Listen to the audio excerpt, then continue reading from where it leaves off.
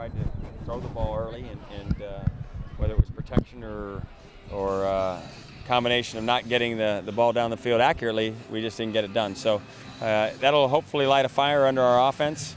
You know, the last time we scrimmaged, it was an offensive day where kind of controlled the thing, and I don't know if came in thinking we were going to run the table or what have you, but the competition pendulum switched, and the defense won the day. But there were some bright signs. I thought Derek Coleman was a terrific bright sign on offense. Kai Forbath was fantastic as usual.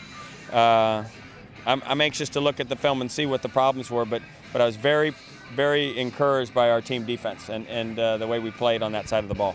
Rick, is it sometimes hard to judge this offense when it's supposed to incorporate some running by the quarterback when you can't really let the quarterback go? Very much so. Very much so. You know, we mark the ball, and anytime anybody gets around him, and it's unlikely that's where it would have gone down. And it's probably true of sacks and things of that nature. And you know, we kind of just give sacks because they're close. But people may leave with wondering if it's where it needs to be. We'll put a critical eye on it and see exactly where it is and what we need to keep and what we need to toss out and what we need to bring back from what we know from our own personal backgrounds, and we'll carve out an offense. Prince was critical of his performance. Your assessment? You know, it wasn't vintage Kevin. I mean, there were some balls he left out there, and there's some things. You know, you only have a certain amount of protection time, and when you're looking down the field for something that the chances are very small that you're going to have a chance to hit, you can't afford to do that, especially when the defense has the momentum in their favor. To switch the momentum, you got to get the ball out of your hand into somebody's hands and let them run.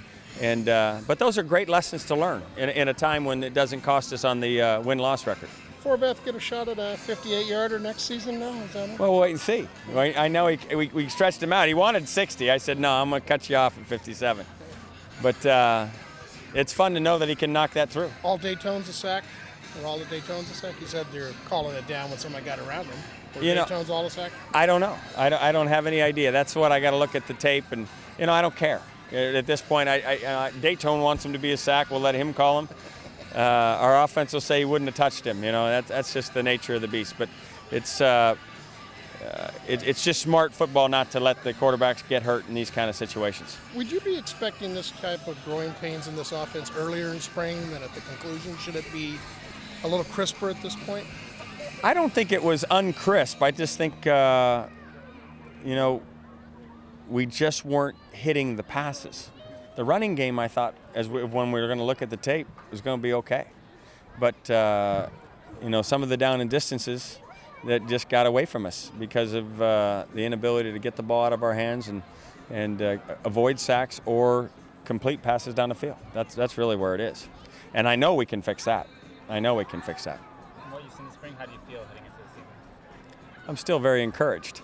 There's a lot of work to do, both by our players and by our coaches. We've got a lot of work to do to know exactly how to attack when we get to September.